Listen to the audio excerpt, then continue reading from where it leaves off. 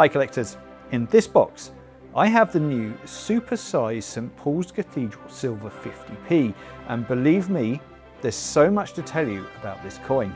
But I want to keep it brief, so in this video I'm going to tell you everything you need to know about this rarely seen specification, all in under 60 seconds. Start the clock.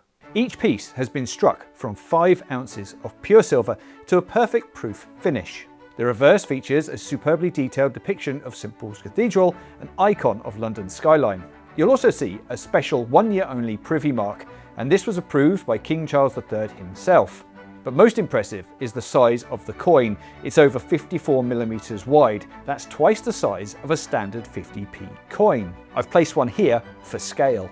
Each coin comes displayed in this deluxe presentation case, along with a numbered certificate of authenticity.